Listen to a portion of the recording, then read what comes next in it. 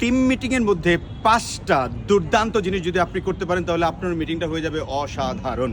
আমরা যারা ম্যানেজার অনেক সময় আমাদের টিম মিটিং করতে হয়, রাইট? প্রথমটাই বলছে স্ট্যাটিস্টিক্স নিয়ে অ্যানালাইসিস করা। তো কি এটা? লাইক প্রত্যেকটা টিমেরই কোনো না কোনো কাজের কিছু লিস্ট থাকে।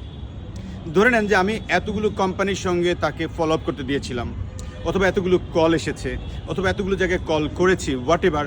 এই প্রত্যেকটা ফিগারকে নিয়ে অ্যানালাইসিস করা মানে স্ট্যাটিস্টিক্সটা গ্রাফ আকারে দেখাইতে হবে। এক্সাম্পল, আপনি যখন টিম মিটিংয়ে বসলেন তখন বললেন যে ভাই আপনি গত সপ্তাহে কী করছেন ওইটার গ্রাফটা আঁকেন, এই সপ্তাহে কতটুকু গিয়েছেন তার গ্রাফ আঁকেন। সো এই গ্রাফটা কি ট্রেন্ডিং এরকম, নাকি এই গ্রাফটা এরকম করে নামতেছে?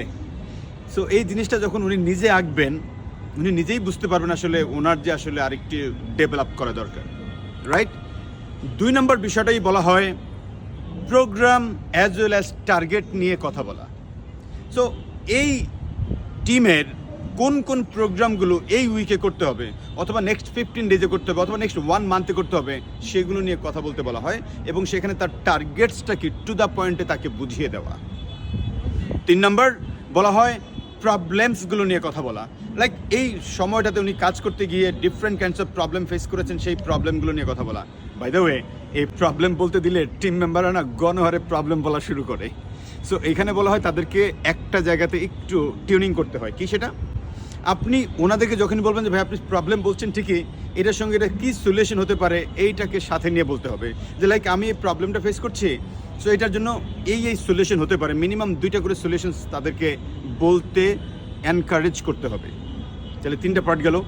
4 নাম্বার যেটা বলা হয় যে আগামী 1 মাসে বা নেক্সট উইকে কোনো ধরনের অকেশন থাকলে, কারো বার্থডে থাকলে, ম্যারেজ ডে থাকলে, এই বিষয়গুলোকে অ্যানাউন্স করা, অথবা আজকে থাকলে বা এই সপ্তাহে থাকলে, কোনো অকেশনাল কোনো বিষয় থাকলে বা কোনো ক্যাম্পেইন থাকলে বা কোনো আপনাদের ট্যুর আলাদা থাকলে, like retreat or any other যে কোনো ধরনের প্রোগ্রাম থাকলে সেগুলোকে আপনার অ্যানাউন্স করতে বলা হয়।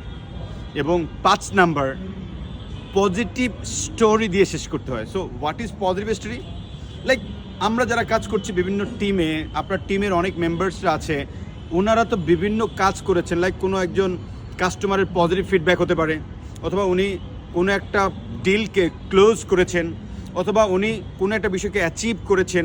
এই ধরনের পজিটিভ স্টোরিগুলোকে শেয়ার করতে বলা হয়। সো আপনি যদি আপনার প্রতিদিনের টিম মিটিংয়ে বা বিশেষ করে প্রত্যেক উইকের যে টিম মিটিংগুলোতে এই 5টা বিষয়কে আপনি ফলো করেন, আপনার টিম মিটিংটা খুবই প্রোডাক্টিভ হবে।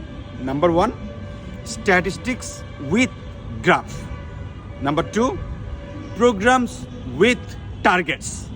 নাম্বার 3, প্রবলেমস বলতে বললে সলিউশন সহ বলতে বলবেন, রাইট? নাম্বার 4, যে কোনো ধরনের প্রোগ্রামস অর ইভেন্টস এগুলোকে অ্যানাউন্স করা। নাম্বার 5, ওনাদের পজিটিভ বা সাকসেস স্টোরিগুলো নিয়ে কথা বলা। এই 5টা করলেই আপনার টিম মিটিংটা হয়ে যাবে একটা দুর্দান্ত প্রোডাক্টিভ মিটিং। Thank you.